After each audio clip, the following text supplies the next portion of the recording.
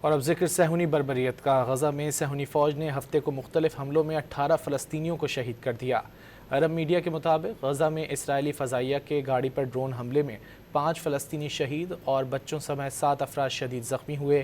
غزہ میں 48 گھنٹے کے دوران اسرائیلی فوج کے حملوں میں 7 فلسطینی شہید اور 30 زخمی ہو چکے ہیں۔ غزہ میں صہیونی فوج نے ہفتے کو مختلف حملوں میں 18 فلسطینیوں کو شہید کر دیا۔